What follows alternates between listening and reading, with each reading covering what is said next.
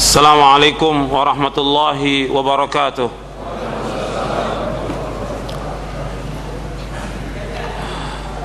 Innal hamdalillah nahmaduhu wa nasta'inuhu wa nastaghfiruh wa na'udzu billahi min shururi anfusina wa min sayyiati a'malina. Man yahdihillahu fala mudilla lahu wa man yudlil fala hadiya lahu. أشهد أن لا إله إلا الله وحده لا شريك له وأشهد أن محمدا عبده ورسوله. يا أيها الذين آمنوا اتقوا الله حق تقاته ولا تموتن إلا وأنتم مسلمون. يا أيها الناس اتقوا ربكم الذي خلقكم من نفس واحدة وخلق منها زوجها وبث منهما رجالا كثيرا ونساء واتقوا الله الذي تساءلون به والأرحام إن الله كان عليكم رقيبا. يا أيها الذين آمنوا اتقوا الله وقولوا قولا سديدا يصلح لكم أعمالكم ويغفر لكم ذنوبكم ومن يطع الله ورسوله فقد فاز فوزا عظيما. أما بعد فإن أصدق الحديث كتاب الله وخير الهدي هدي محمد صلى الله عليه وعلى آله وسلم وشر الأمور محدثاتها وكل محدثة بدعة وكل بدعة ضلالة وكل ضلالة في النار. Ayolah ikhwah, a'azakumullah, kepada bapak, ibu-ibu, ikhwan dan akhwat yang dimuliakan oleh Allah. Alhamdulillah, kita bersyukur kepada Allah subhanahu wa ta'ala atas segala nikmat yang Allah karuniakan kepada kita.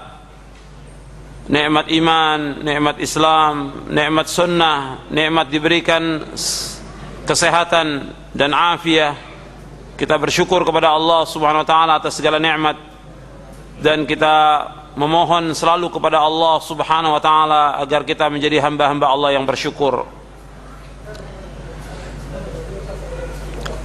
Bapak, ibu-ibu dan saudara-saudara sekalian yang dimuliakan oleh Allah, pada ikhwan dan akhwat yang dimuliakan oleh Allah, alhamdulillah pada hari ini, pada hari Senin tanggal 27 Rajab 1427 Hijriah atau tanggal 21 Agustus 2006, kita berkumpul di Masjid Al-Barakah di Keranggan untuk mengkaji buku Syarah Aqidah Ahlussunnah wal Jamaah yang saya susun.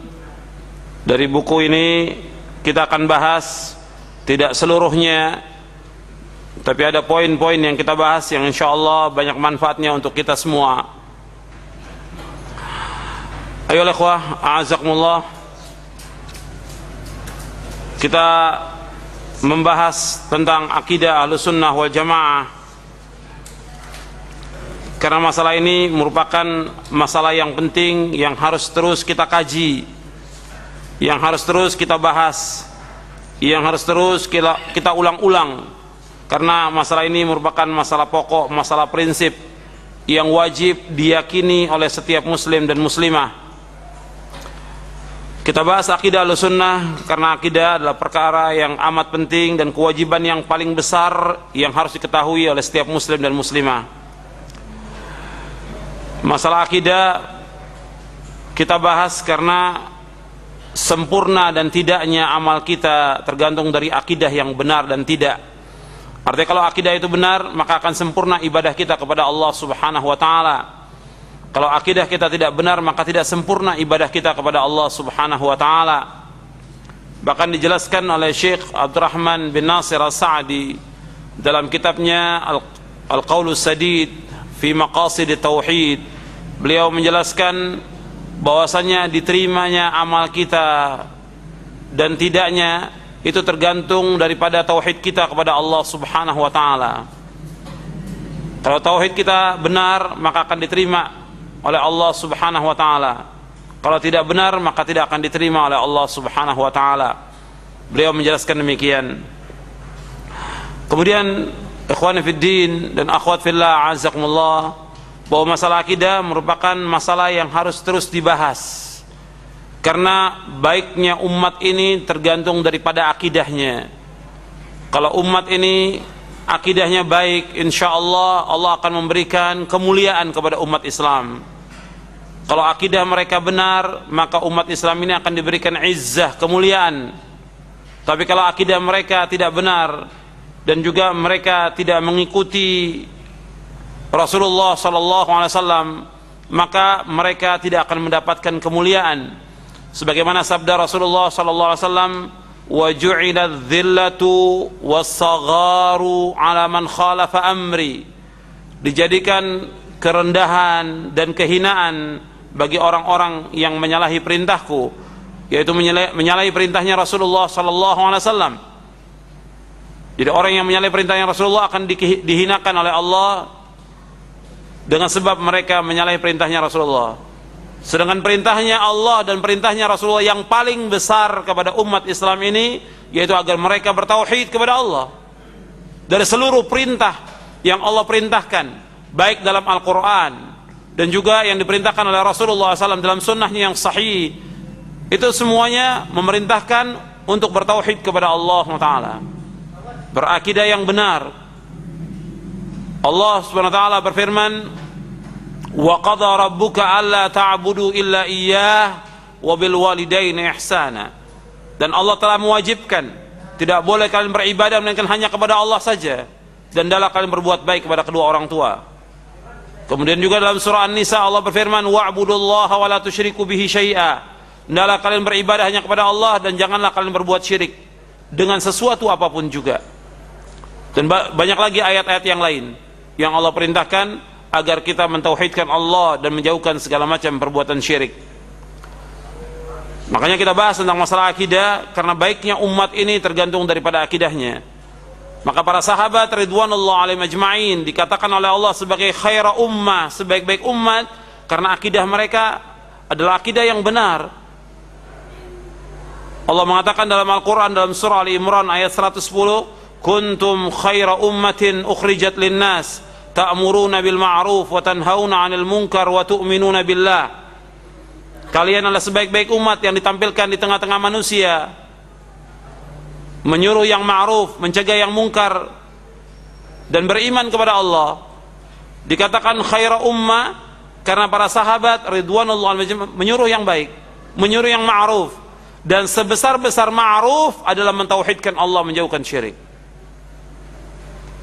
Mentauhidkan Allah, kemudian melarang kemungkaran, dan sebesar kemungkaran di muka bumi yaitu syirik, menyekutukan Allah Subhanahu wa taala. Maka umat Islam akan diberikan kemuliaan dan kejayaan apabila mereka mengikuti jejak salafus saleh dalam berakidah yang benar, bermanhaj yang benar, beribadah yang benar, berakhlak yang benar. Maka mereka akan dimuliakan oleh Allah Subhanahu wa taala. Kemudian ma'asyiral muslimin rahimakumullah, bahwa problem yang paling besar yang dihadapi dari semua problem oleh umat ini, yang paling besar masalah akidah. Jadi kalau orang berbicara tentang masalah politik, tentang masalah ekonomi, tentang masalah yang lain, problem-problem yang lain, maka problem yang paling besar masalah akidah, yaitu penyimpangan-penyimpangan akidah yang dilakukan oleh umat Islam ini problem yang paling besar. Makanya harus mereka dikembalikan kepada akidah yang hak. Kalau akidah ini hak, benar, mengikuti jejak salafus saleh, maka mereka pun akan mendapatkan kebaikan, mendapatkan rahmat, mendapatkan barakah dari Allah Subhanahu wa taala. Tapi kalau mereka menyimpang, maka yang datang adalah malapetaka, seperti yang kita lihat sekarang ini. Umat ini menyimpang dari akidah yang hak, akidah yang benar. Mereka melakukan kesyirikan, mereka mengingkari nama-nama dan sifat Allah, mereka mentakwilkan nama-nama dan sifat Allah dan yang lainnya, sehingga datangnya malapetaka. Jadi kalau orang sudah menyimpang dari pemahaman yang hak, akidah yang hak, maka mereka mendapatkan malapetaka seperti yang kita lihat sekarang ini. Maka kita berusaha mengkaji masalah ini dan juga menyampaikan dan mendakwakan masalah akidah ini agar umat Islam ini faham tentang akidah yang hak, akidah yang benar. Ayolah ikhwah, a'azakumullah. Di dalam kitab ini, dalam kitab Aqidah Ahlussunnah wal Jamaah, yang kita bahas yaitu tentang akidah Ahlussunnah dan manhaj Ahlussunnah. Objek kajian akidah, kalau kita lihat dari sudut pandang ilmu sesuai dengan konsep Ahlussunnah wal Jamaah, ini meliputi topik tentang tauhid, tentang iman, Islam, masalah ghaibiyat, masalah yang gaib, masalah kenabian, masalah takdir baik dan buruk, kemudian berita-berita tentang hal-hal yang telah lalu dan yang akan datang, kemudian dasar-dasar hukum yang qat'i, seluruh dasar-dasar agama dan keyakinan, termasuk juga dalam pembahasan akidah dibahas juga tentang sanggahan atau bantahan terhadap ahlul ahwa wal bid'ah, bantahan kepada orang-orang yang mengikuti hawa nafsu dan ahlul bid'ah, dan juga bantahan kepada semua aliran dan sekte yang menyempal lagi menyesatkan, serta sikap ahlu sunnah kepada mereka. Di dalam kitab-kitab akidah dibahas demikian. Jadi akidah bukan sekedar membahas tentang masalah tauhid, iman, Islam, masalah ghaibiyat, kenabian, takdir, tapi juga membahas tentang dasar-dasar hukum yang qat'i dan juga seluruh dasar agama dan keyakinan, termasuk juga bantahan atau sanggahan kepada ahlul bid'ah. Kemudian ikhwan fiddin, a'azakumullah, kita bahas tentang akidah Ahlussunnah wal Jamaah. Apa yang dimaksud dengan Ahlussunnah wal Jamaah? Ahlussunnah wal Jamaah saya sebutkan di dalam kitab ini, saya bawakan penjelasan Al-Imam Ibn Rajab dalam kitabnya Jami'ul Ulum wal Hikam. Ibn Rajab wafat tahun 795 Hijriah.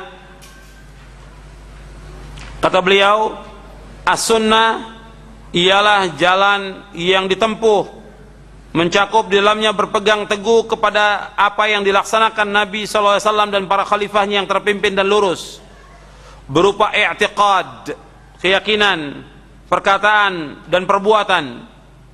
Itulah sunnah yang sempurna. Oleh karena itu generasi salaf terdahulu tidak menamakan as-sunnah kecuali kepada apa yang mencakup ketiga aspek tersebut. Hal ini diriwayatkan dari Imam Hasan al-Basri, Imam Al-Auza'i dan Imam Fudail bin Iyad. Jadi Ahlussunnah wal Jamaah, yang dimaksud dengan Ahlussunnah yaitu orang yang berpegang kepada sunnah. Sunnah yang dijelaskan oleh para ulama yaitu jalan yang ditempuh mencakup di dalamnya berpegang teguh kepada apa yang dilaksanakan Nabi dan para khalifahnya yang terpimpin dan lurus, berupa i'tiqad, keyakinan, perkataan dan perbuatan. Jadi i'tiqad, keyakinan, perkataan dan perbuatan, itu adalah sunnah yang sempurna. Oleh karena itu generasi salaf terdahulu tidak menamakan as-sunnah kecuali apa yang mencakup ketiga aspek tersebut.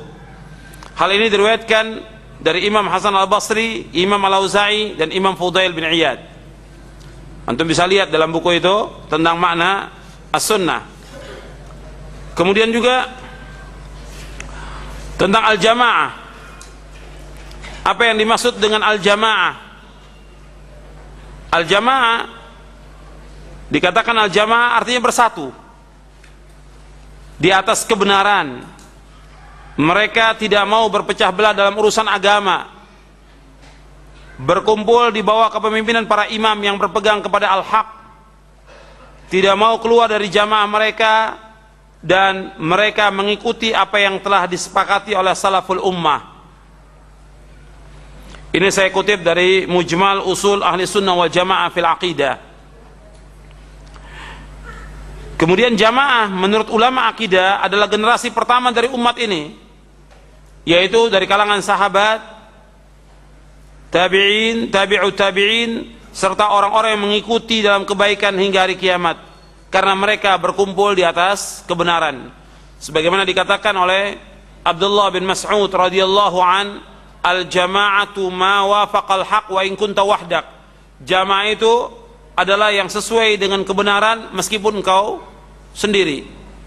Yang dikatakan jamaah itu yang sesuai dengan kebenaran. Jadi Ahlussunnah wal Jamaah adalah orang yang mempunyai sifat dan karakter mengikuti sunnah Nabi dan menjauhi perkara-perkara yang baru dan bid'ah dalam agama. Jadi kalau orang menamakan dirinya Ahlussunnah wal Jamaah, maka dia harus berpegang kepada sunnah dan berpegang kepada pemahaman para sahabat ridwanullah alaihim ajma'in. Mereka menjauhkan segala macam perbuatan syirik dan bid'ah. Itu yang dikatakan Ahlussunnah wal Jamaah. Jadi kalau orang mengatakan dirinya sebagai Ahlussunnah wal Jamaah, maka dia berpegang teguh kepada sunnah Nabi SAW dan berpegang kepada pemahaman para sahabat ridwanullah alaihim ajma'in. Itu Ahlussunnah wal Jamaah. Kalau mereka tetap dalam kesyirikan, mereka berbuat kesyirikan, mengajak orang kepada kesyirikan, kemudian mereka menolak sifat-sifat Allah atau mereka mentakwil sifat-sifat Allah, kemudian mereka berbuat bid'ah dan mengajak orang kepada bid'ah, tidak bisa dikatakan mereka sebagai Ahlussunnah wal Jamaah. Mereka nggak bisa dikatakan Ahlussunnah wal Jamaah, tapi dikatakan Ahlus Syirik wal Bid'ah, karena mereka mengajak umat kepada kesyirikan. Mereka mengingkari nama-nama dan sifat Allah atau mentakwil sifat-sifat Allah, nggak bisa dikatakan Ahlussunnah wal Jamaah. Atau mereka menisbatkan kepada Asy'ariyah. Asy'ariyah tidak termasuk kepada Ahlussunnah wal Jamaah, karena Imam Abul Hasan al-Asy'ari awalnya dia memahami pemahaman Mu'tazilah kurang lebih selama 40 tahun. Setelah itu dia keluar dari Mu'tazilah, menetapkan nama-nama dan sifat Allah, kemudian mentakwil. Sebagian ditetapkan, sebagian ditakwil. Setelah itu beliau kembali kepada pemahaman salaf. Kembali kepada pemahaman salaf.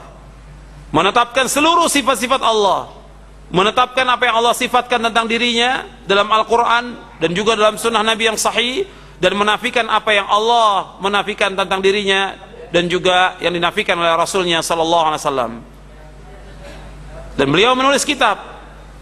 Di antara kitab yang beliau tulis yaitu Al-Ibana an Usulid Diyanah. Kemudian juga Ar-Risalah ila Ahli Thagar.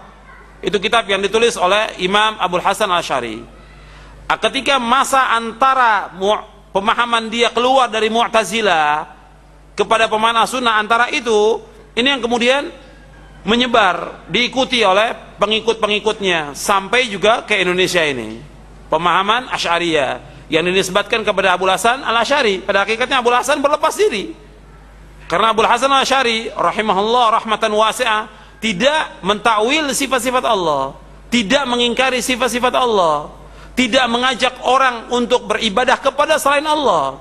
Tapi kenyataan orang-orang yang menisbatkan dirinya kepada Asy'ariyah, baik di Indonesia maupun di tempat yang lain, itu mereka mengajak orang untuk beribadah kepada kubur-kubur, tawassul kepada mereka. Sedangkan Abul Hasan tidak mengajak demikian. Sebagaimana Imam Syafi'i rahimahullah mengikuti akidah Ahlussunnah wal Jamaah. Imam Syafi'i berpegang kepada manhaj salaf.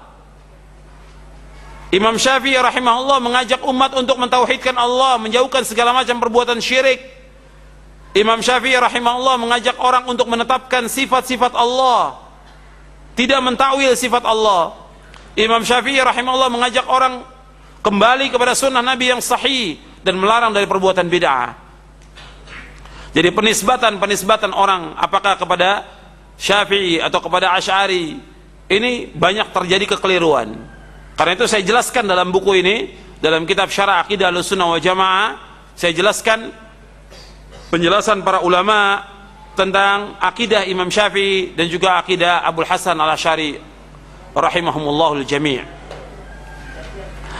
Kemudian ikhwani fid din, a'azakumullah, istilah Ahlussunnah wal Jamaah yang lain dinamakan juga dengan istilah At-Taifah al-Mansurah, golongan yang dimenangkan oleh Allah Subhanahu wa taala. Sebagaimana Rasulullah SAW bersabda, la tazalu min ummati ummatun qa'imatun bi amrillah la yadurruhum man khadalahum wala man khalafahum hatta ya'tiya amrullah wa hum ala dhalik. Senantiasa ada segolongan dari umatku yang selalu menegakkan perintah Allah, tidak akan mencelakai mereka orang yang tidak menolong mereka dan orang yang menyelesaikan mereka sampai datang perintah Allah. Artinya tidak akan mencelakai mereka orang yang tidak menolong dan juga orang yang menyelesaikan mereka sampai datang perintah Allah dan mereka tetap di atas demikian. Ini at-Taifah al-Mansurah, golongan yang ditolong oleh Allah Subhanahu wa taala. At-Taifah al-Mansurah akan tetap ada. At-Taifah al-Mansurah, golongan yang ditolong oleh Allah, ini akan tetap ada. Dan nanti At-Taifah al-Mansurah inilah yang menghadapi orang-orang Yahudi dan mereka yang akan membunuh orang-orang Yahudi. Jadi kalau kita lihat sekarang ini bahwa Yahudi menyerang kaum muslimin, kemudian menyerbu negeri-negeri kaum muslimin, membunuh kaum muslimin, dan sampai hari ini belum ada yang bisa menghadapi mereka. Sampai hari ini sepanjang sejarah yang bisa menghadapi orang-orang Yahudi adalah Rasulullah dan sahabatnya. Sepanjang sejarah yang bisa mengalahkan Yahudi adalah Rasulullah dan para sahabatnya. Maka orang-orang Yahudi ini akan dikalahkan juga oleh siapa? Oleh orang-orang yang mengikuti Rasulullah dan sahabatnya. Jadi orang yang mengikuti Rasulullah dan sahabat, maka mereka akan bisa mengalahkan orang Yahudi. Selama mereka tidak mengikuti Rasulullah dan tidak mengikuti sahabat, mereka tidak akan bisa mengalahkan Yahudi. Makanya Rasulullah menyebutkan kepada para sahabat ridwanullah alaihim ajma'in, la tuqatilunnal yahud. Sungguh kalian sungguh akan memerangi Yahudi. Rasulullah mensabdakan kepada sahabat, sedangkan sahabat sudah meninggal. Dan hadis ini berlaku sampai hari kiamat. La tuqatilunnal yahud. Kalian akan membunuh orang-orang Yahudi. Kalian akan memerangi orang-orang Yahudi. Berarti bagaimana? Hadis ini berlaku untuk siapa? Untuk orang yang mengikuti Rasulullah dan sahabatnya. Kalau umat Islam mengikuti Rasulullah dan sahabatnya, maka mereka akan bisa mengalahkan orang-orang Yahudi. Nah, kalau kita lihat sekarang, mereka membabi buta dan menyerang kaum muslimin. Orang-orang Palestina, Lebanon itu dihancurkan oleh mereka, diperangi, diserang.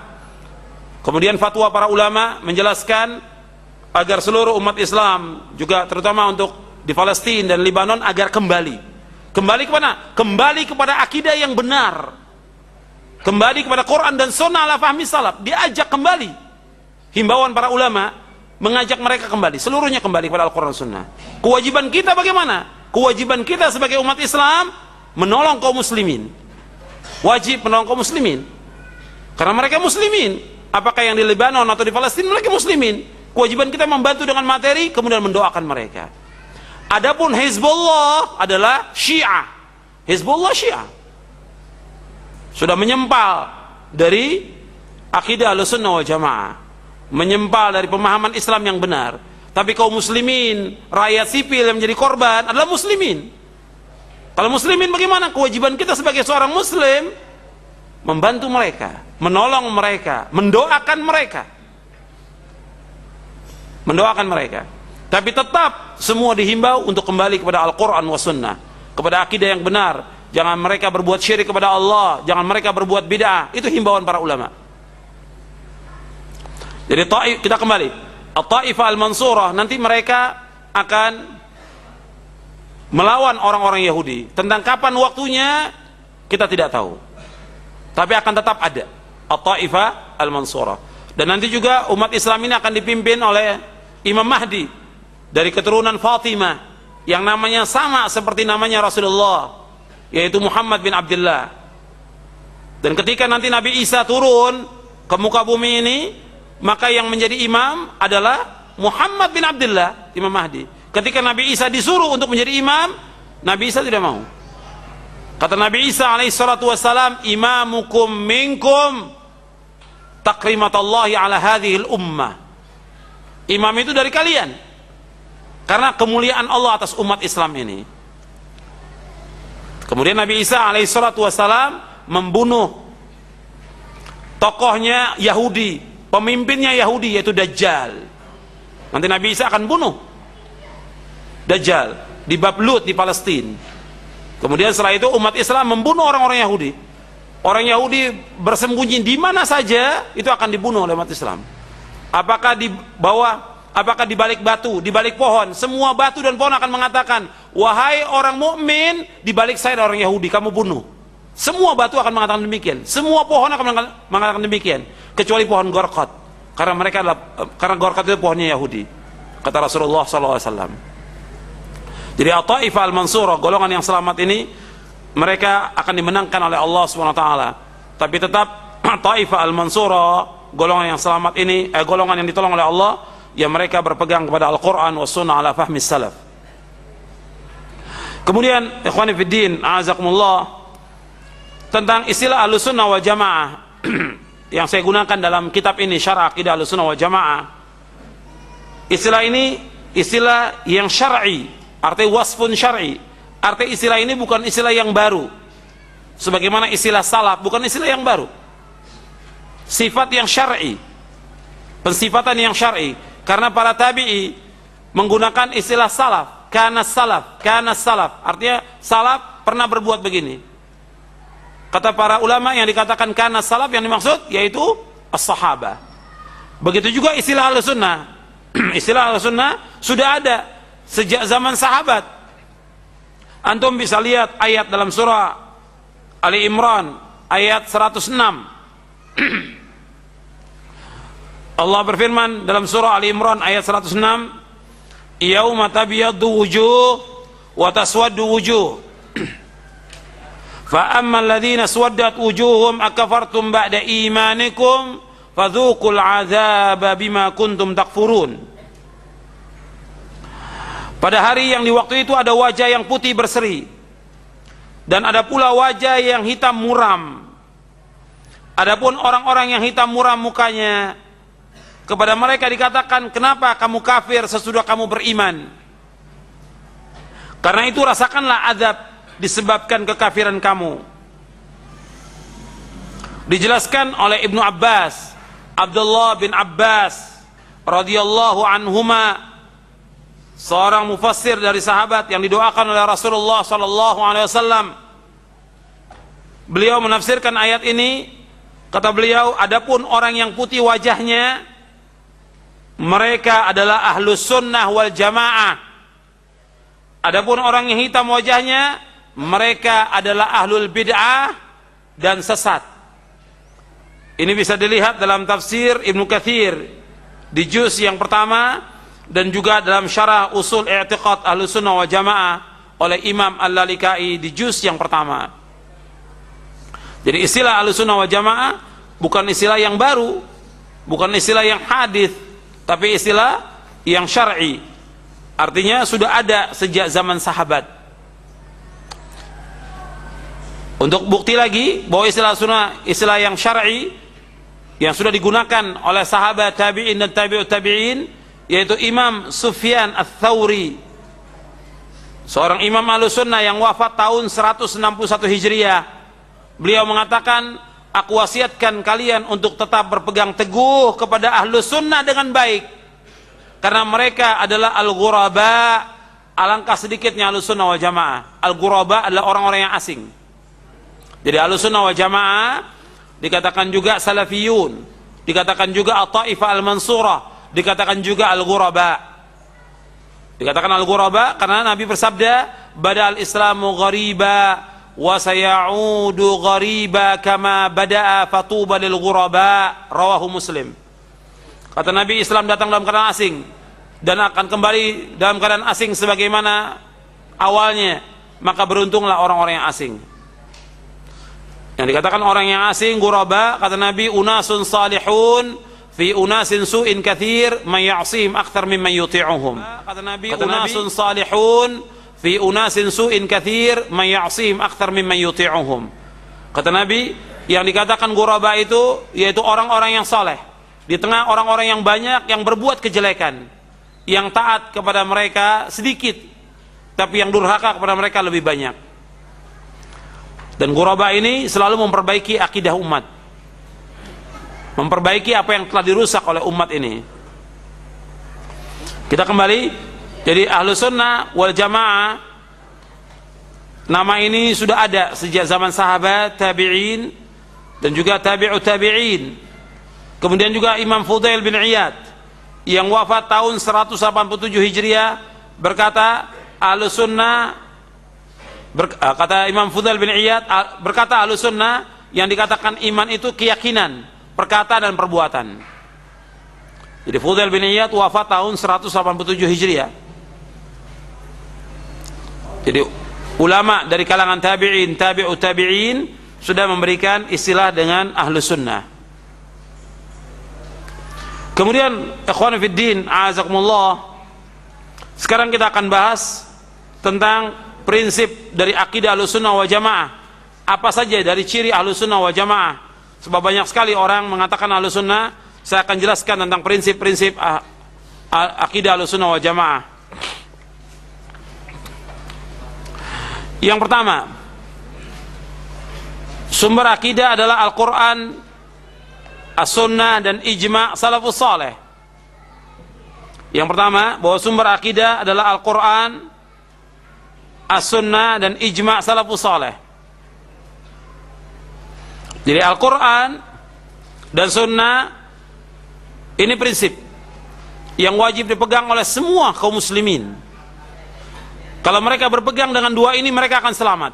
Nabi SAW bersabda dalam hadis yang sahih, taraktu fikum amrayni lan tadillu ma tamassaktum bihima kitab Allah wa sunnati. Aku tinggalkan kepada kalian dua perkara yang kalian tidak akan sesat selama kalian berpegang dengan dua perkara itu. Hadis ini diriwayatkan oleh Imam Malik dalam kitabnya Al-Muwatta, dan juga diriwayatkan oleh Imam Hakim dalam kitabnya Al-Mustadrak.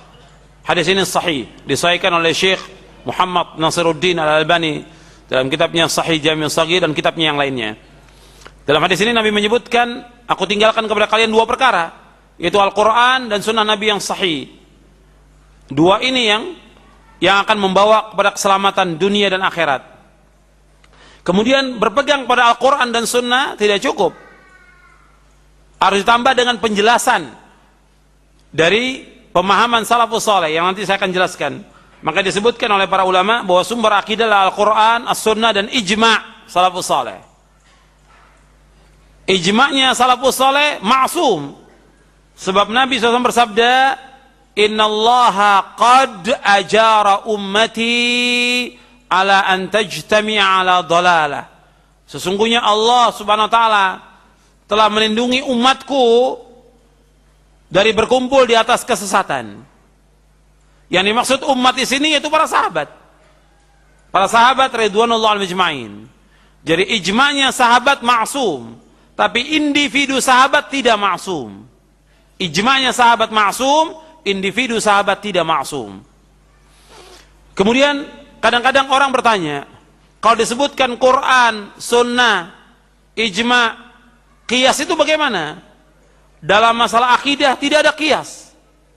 Sebagaimana dikatakan oleh Imam Al-Barbahari dalam kitabnya Syarhus Sunnah, tidak ada qiyas dalam masalah akidah. Sebab nggak bisa membicarakan masalah akidah, membicarakan masalah nama-nama dan sifat Allah dikiaskan kepada makhluknya, nggak bisa. Sebab Allah laisa kamitslihi syai'un wa huwas samiul basir.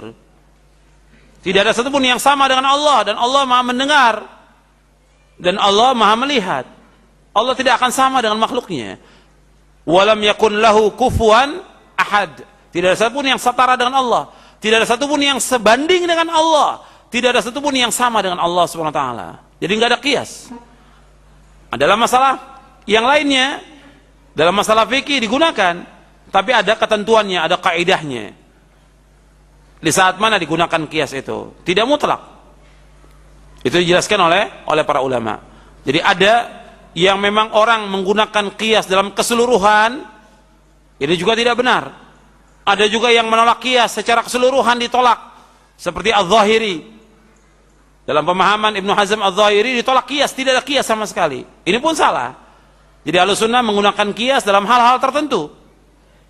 Dalam keadaan tertentu digunakan qiyas, dan itu dibolehkan. Tapi dalam masalah akidah tidak ada qiyas. Kemudian ikhwani fiddin, azakumullah, dari prinsip yang pertama ini antum lihat perbedaan antara ahlus sunnah dengan ahlul bid'ah. Berbeda antara ahlus sunnah wal jamaah dan ahlul bid'ah. Kalau ahlul bid'ah, mereka sumbernya kembalinya kepada apa? Sumbernya mereka kembali kepada akal. Seperti Mu'tazilah, ahlul kalam, filsafat, mereka menggunakan akal. Kemudian juga sumbernya mereka lagi kasyf. Kasyf itu penyingkapan tabir rahasia. Apakah dengan mimpi atau yang lain, seperti yang digunakan oleh orang-orang tarekat, tasawuf. Ini juga tidak benar. Kemudian juga kalau kita lihat lagi, banyak dari ahlul bidah yang mereka menggunakan hadis-hadis yang dhaif, yang lemah dan palsu. Hadis dhaif, hadis yang lemah, hadis yang palsu nggak bisa dijadikan hujjah. Yang dhaif saja nggak bisa dijadikan hujjah, apalagi yang palsu. Sedangkan akidah Ahlussunnah, Ahlussunnah ini prinsipnya adalah prinsipnya adalah Al-Quran, kemudian sunnah yang sahih dan ijma' salafus saleh. Sedangkan ahlul bid'ah, mereka menggunakan akal, kemudian juga filsafat, ilmu kalam, kemudian juga kasyf, ra'yu, pendapat orang, hadis dhaif, hadis palsu. Itu yang digunakan oleh mereka. Jadi berbeda antara ahlus sunnah wal jamaah dengan ahlul bid'ah. Kemudian yang kedua, prinsip yang kedua, bahwa sumber akidah, bahwa akidah dibangun di atas taslim. Akidah Ahlussunnah ini dibangun di atas taslim. Artinya kewajiban kita untuk taslim, menyerah diri kepada Allah dengan dasar firman Allah Subhanahu wa taala dalam surah An-Nisa, surah yang keempat, ayat 65. Allah Subhanahu wa taala berfirman, "Fala wa rabbika la yu'minuna hatta yuhakkimuka fima shajara bainahum, thumma la yajidu fi anfusihim harajan mimma qadaita wa yusallimu taslima." Demi Rabbmu, mereka tidak dikatakan beriman sehingga mereka menjadikan kamu sebagai hakim terhadap apa-apa yang mereka perselisihkan. Kemudian mereka tidak mendapati dalam hati mereka rasa haraj, rasa sempit terhadap apa yang kau putuskan, dan mereka tunduk dengan setunduk-tunduknya. Jadi wajib untuk taslim. Jadi antara ciri dari ahlus sunnah wal jamaah, prinsip mereka adalah yaitu bahwa akidah dan ibadah ini dibangun di atas taslim, artinya menyerah diri kepada Allah dengan mutlak.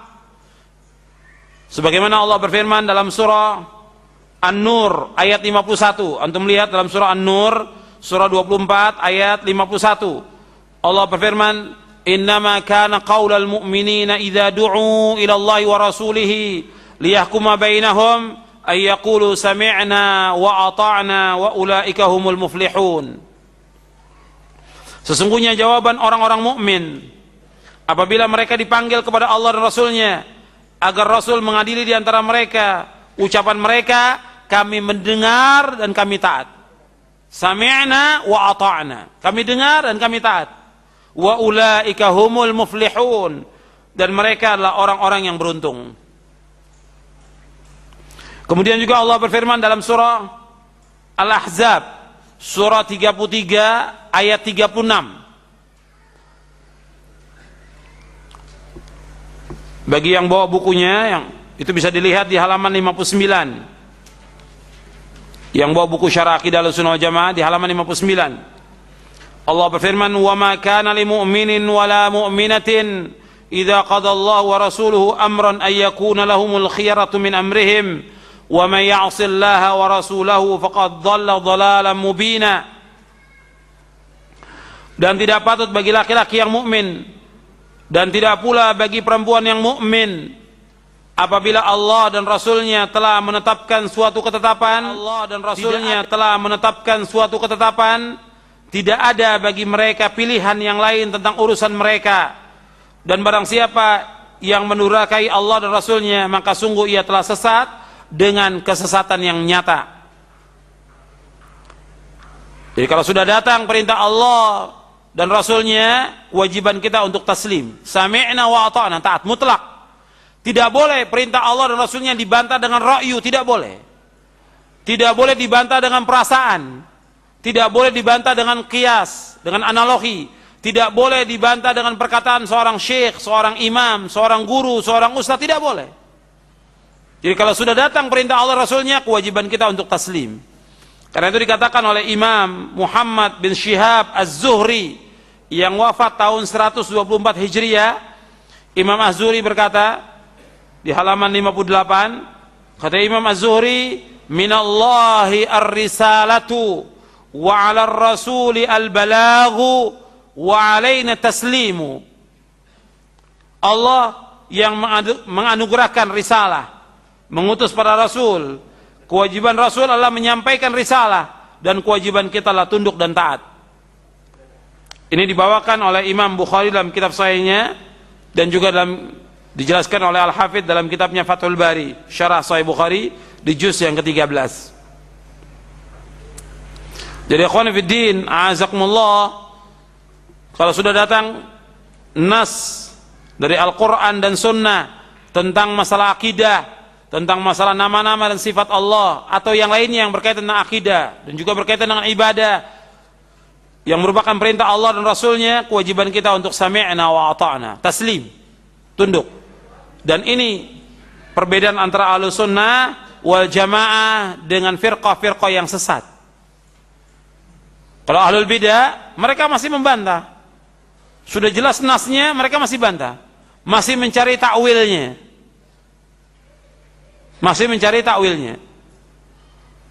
Kemudian mereka menolak, atau mereka menolak dengan membawakan beberapa nas hadis Nabi untuk menolak Al-Quran. Padahal yang perlu kita fahami dan kita yakini, tidak ada Al-Quran yang bertentangan dengan Al-Quran selama-lamanya. Tidak ada Al-Quran yang bertentangan dengan sunnah Nabi SAW selama-lamanya, tidak pernah ada, dan tidak akan ada. Dan tidak ada Al-Quran dan sunnah Nabi yang sahih bertentangan dengan akal manusia, tidak pernah ada dan tidak akan ada selama-lamanya. Kalau seolah-olah ada, kita yang belum paham, kita yang belum memahami, maka tanyakan kepada ahlinya. Tanyakan kepada ahlinya. Allah berfirman, fas'alu ahla dzikri in kuntum la ta'lamun. Tanyakan kepada ahli dzikir jika kalian tidak mengetahui. Jangan kita mengadukan. Artinya kita mengatakan, kok ayat ini bertentangan dengan ayat ini? Kok ayat ini bertentangan dengan hadis? Tidak bertentangan. Apabila terjadi demikian, kembalikan kepada ahlinya. Kitanya yang belum paham. Di zaman Nabi SAW sempat terjadi demikian. Kemudian Nabi marah. Antum lihat di halaman 60. Jadi pernah terjadi antara para sahabat bertengkar tentang sesuatu, sampai suara mereka keras. Rasulullah keluar dalam keadaan marah dan merah mukanya, sambil Rasulullah melemparkan debu, berkata, mahlan ya qaumi bihadza uhlikatil umamu min qablikum biikhtilafihim ala anbiya'ihim wa darbihim al-kutuba ba'daha bi ba'd innal qur'ana lam yanzil yukadzibu ba'dahu ba'da bal yusaddiqu ba'duhu ba'da fama araftum minhu fa'malu bihi wa ma jahiltum minhu farudduhu ila alimihi. Kata Rasulullah, tenanglah wahai kaumku, tenang wahai kaumku, sesungguhnya cara bertengkar seperti ini telah membinasakan umat-umat sebelum kalian, yaitu mereka menyelisih para nabi mereka serta berpendapat bahwa sebagian isi kitab ini bertentangan dengan sebagian yang lain. Ingat, sesungguhnya Al-Quran tidak turun untuk mendustakan sebagian dengan sebagian yang lainnya. Bahkan ayat-ayat Al-Quran sebagiannya membenarkan sebagian yang lainnya. Karena itu, apa yang telah kalian ketahui maka amalkanlah, dan apa yang kalian tidak ketahui serahkanlah kepada yang paling mengetahui. Farudduhu ila alimihi, serahkan kepada yang alim, kepada yang faham tentang Al-Quran dan As-Sunnah. Hadis ini diriwayatkan oleh Imam Ahmad dalam musnadnya, Imam Abdul Razzaq dalam kitabnya Al-Musannaf, Ibnu Majah dalam sunannya, dan Imam Al-Bukhari dalam kitabnya Af'al Ibad, Khalq Af'al Ibad. Dan hadis ini derajatnya hasan. Jadi ikhwan fiddin, a'azakumullah, bahwa Ahlus Sunnah mengajak umat ini kepada taslim. Sami'na wa ata'na. Tidak boleh kalau sudah datang ayat Al-Quran, hadis Nabi ditolak, tidak boleh. Tunduk.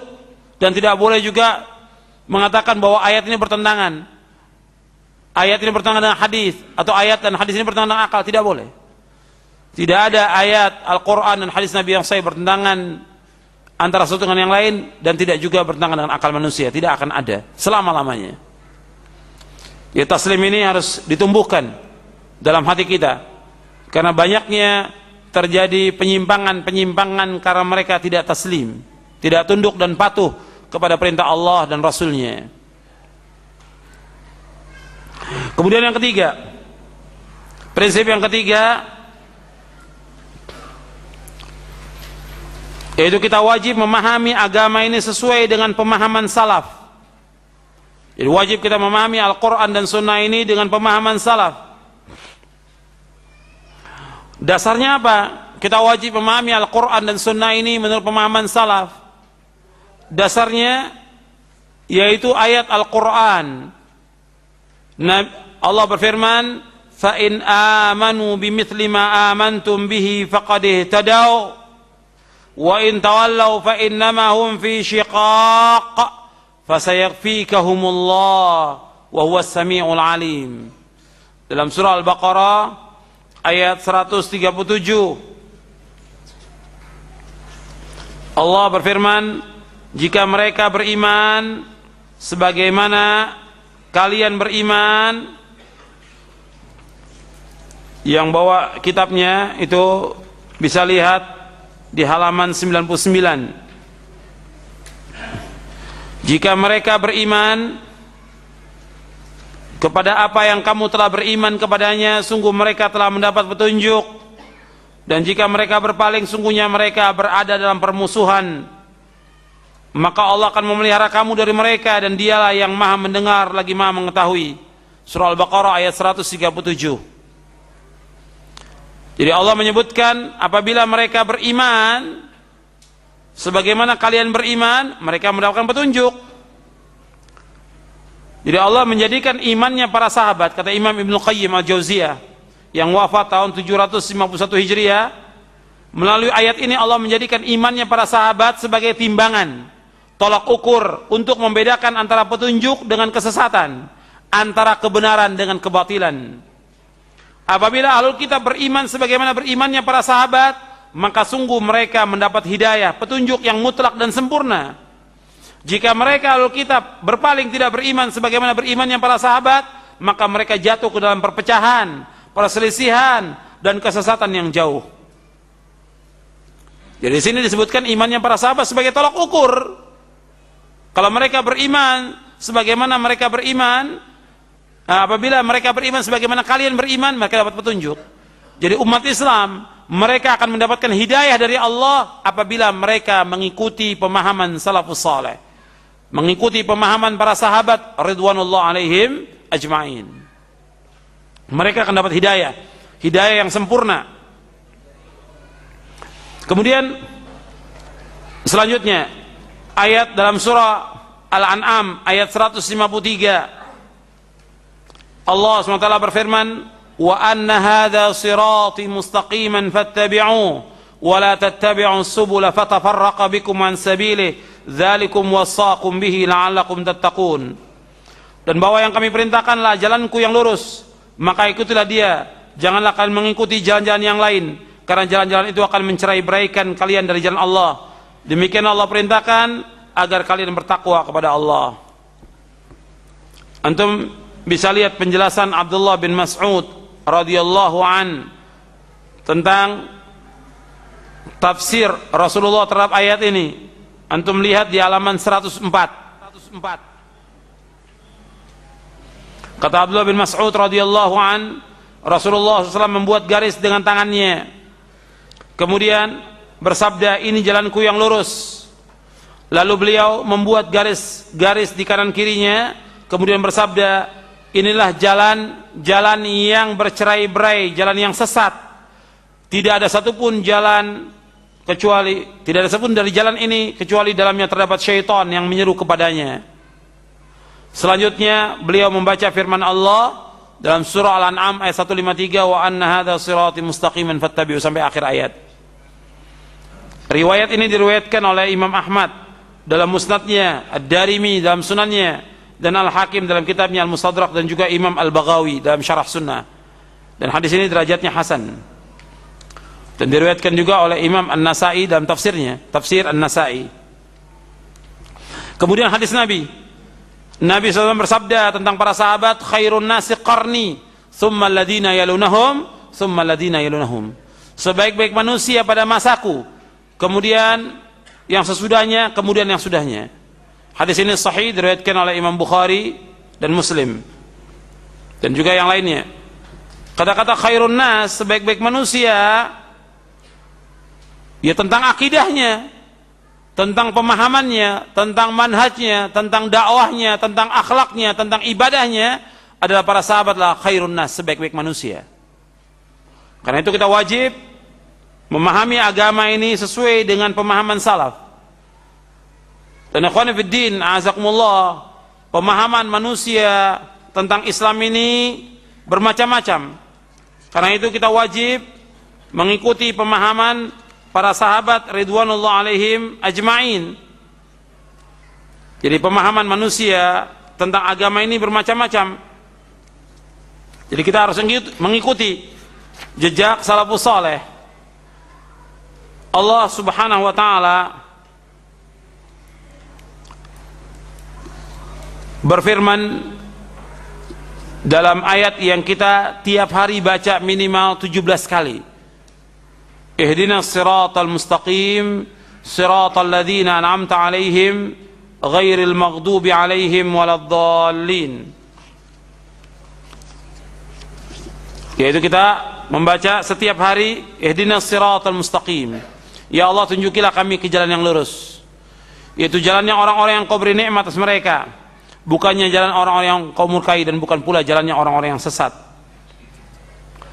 Itu jalan yang diridhai oleh Allah Subhanahu wa taala, itu jalan yang telah ditempuh oleh Rasulullah dan para sahabatnya. Maka dikatakan oleh Imam Ibnul Qayyim, kata Imam Ibnul Qayyim, ayat ini, yaitu ayat ihdinas siratal mustaqim, siratal ladzina an'amta 'alaihim ghairil maghdubi 'alaihim waladdallin, kata beliau, ayat ini mencakup 3 rukun. Ayat ini mencakup 3 rukun. Rukun yang pertama adalah Al-Quran. Rukun yang kedua Sunnah, yakni merujuk pada Al-Quran dan Sunnah. Kemudian selanjutnya siratal ladzina an'amta 'alaihim, jalan orang-orang yang Kau beri nikmat atas mereka. Ayat ini mencakup rukun yang ketiga. Jadi ihdinas siratal mustaqim, tunjukilah kami ke jalan yang lurus, mencakup 2 rukun, Al-Quran dan Sunnah. Kemudian siratal ladzina an'amta 'alaihim, jalannya orang-orang yang Kau beri nikmat atas mereka.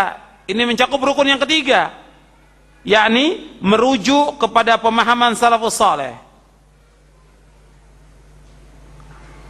Sebab kita minta jalan yang lurus.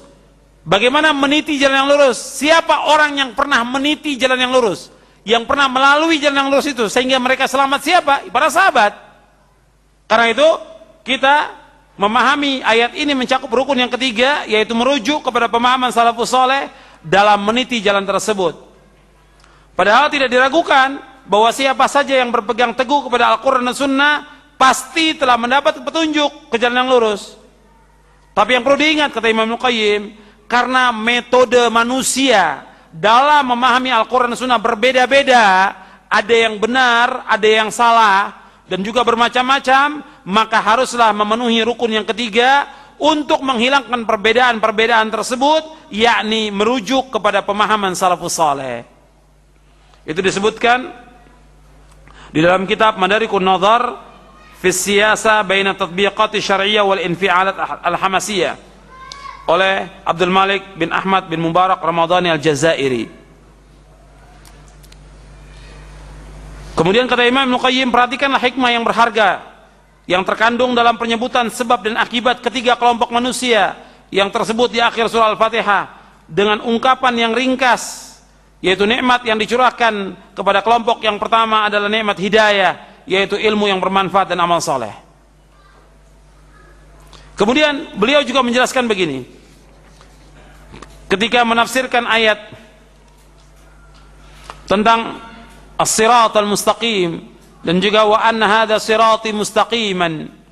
Kata Imam Ibnu Qayyim, jalan menuju kepada Allah itu hanya satu. Jalan itulah ajaran yang telah Allah wahyukan kepada rasul-rasulnya dan kitab-kitab yang telah diturunkan kepada mereka. Tidak ada satupun yang dapat sampai kepada Allah kecuali melalui jalan tersebut.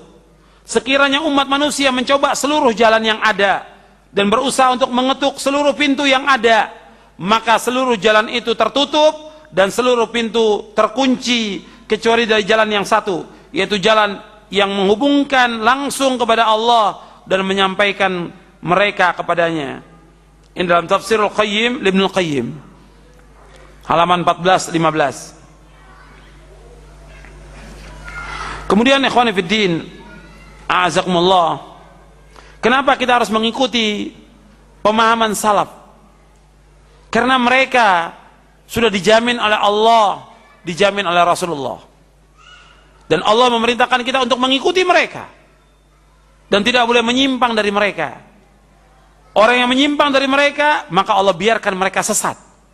Sebagaimana Allah berfirman dalam surah An-Nisa ayat 115, wa may yushaqiqir rasula min ba'di ma tabayyana lahul huda wa yattabi' ghaira sabilil mu'minin nuwallihi ma tawalla wa nuslihi jahannam wa sa'at masira.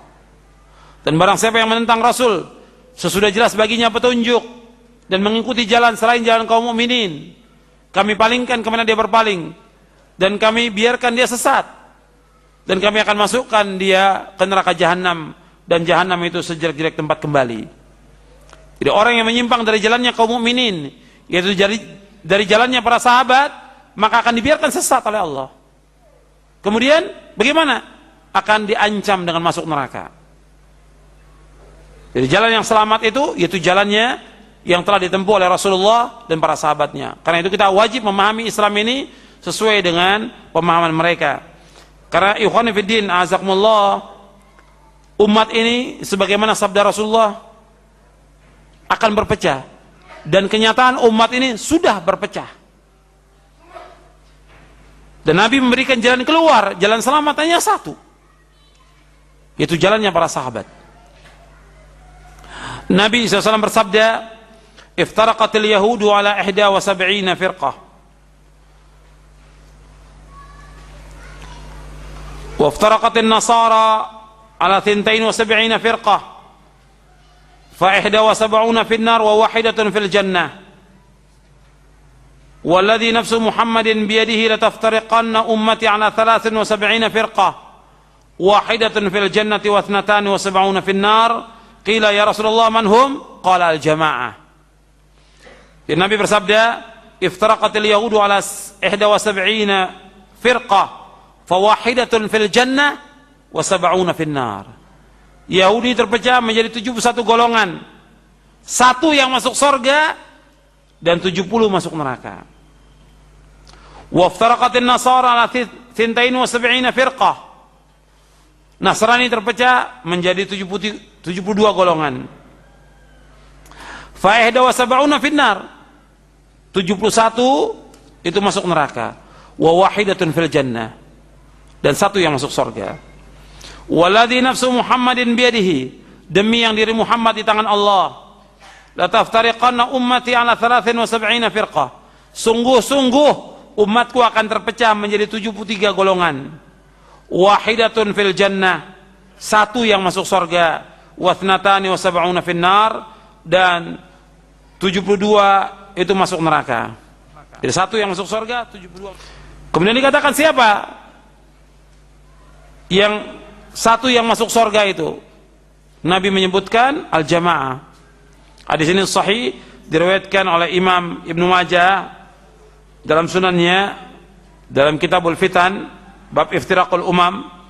Kemudian juga Imam Al-Lalikai dalam Syarah Usul I'tiqad Ahlussunnah wal Jamaah, dan juga Ibnu Abi Asim dalam kitabnya Sunnah. Dan hadis ini hasan. Jadi Yahudi yang terpecah itu menjadi 71 golongan, 70 masuk neraka, 1 yang masuk surga. 1 yang masuk surga yang beriman kepada Nabi Musa alaihissalam dan wafat dalam keadaan beriman. Nasrani 72 golongan, 71 masuk neraka, 1 yang masuk surga. 1 yang masuk surga yang beriman kepada Nabi Isa alaihissalam dan wafat dalam keadaan beriman. Kemudian, dan ini yang 1 yang masuk surga dari umat Yahudi Nasrani sebelum diutusnya Nabi Muhammad SAW. Setelah diutusnya Nabi Muhammad SAW, maka mereka semuanya wajib masuk ke dalam Islam. Kemudian umat Islam terpecah menjadi 73 golongan, 72 masuk neraka, 1 masuk surga. 1 yang masuk surga, Nabi menyebutkan al-jamaah. Dalam riwayat yang lain, kulluhum fin nari illa millatan wahidah ma ana alaihi wa ashabi. Semuanya masuk neraka kecuali 1, yaitu orang-orang yang mengikuti aku dan para sahabatku. Hadis ini hasan, diriwayatkan oleh Imam Tirmidzi dan Hakim dari sahabat Abdullah bin Amr. Jadi ikhwan fillah, azakumullah, kita diwajibkan untuk mengikuti pemahaman salaf, dan ini yang akan membawa kepada keselamatan dunia dan akhirat, sebagaimana yang difirmankan oleh dalam Al-Quran dan juga disabdakan oleh Rasulullah SAW, dan juga dijelaskan oleh para imam ahlu sunnah, sebagaimana dikatakan oleh Imam Al-Auza'i, seorang imam ahlu sunnah dari Syam yang wafat tahun 157 Hijriah. Kata beliau, alaika bi athari man salaf wa in rafadaka an-nas wa iyyaka wa ara' ar-rijal wa in zakhrafu laka bil qaul. Hendaklah kalian mengikuti jejak salafus saleh meskipun orang menolakmu, dan jauhkan perkataan orang, tokoh-tokoh, meskipun mereka hiasi dengan perkataan yang indah.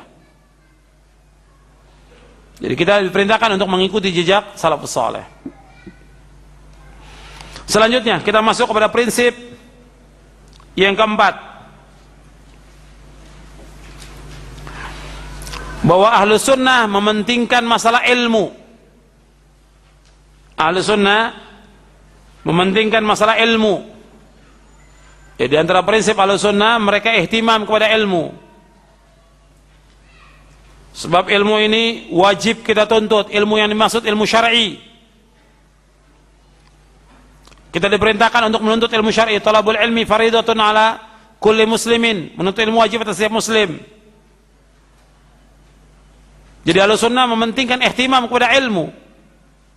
Kalau kita lihat dari firqah-firqah yang sesat, di samping mereka tidak memahami Al-Quran sebagaimana pemahaman salaf, juga mereka tidak mementingkan ilmu sama sekali. Mereka sibuk dengan dakwah, mereka sibuk dengan politik, mereka sibuk dengan yang lainnya, tidak mementingkan masalah ilmu. Padahal ini penting. Karena apa? Kita bisa melakukan amal soleh dengan ilmu.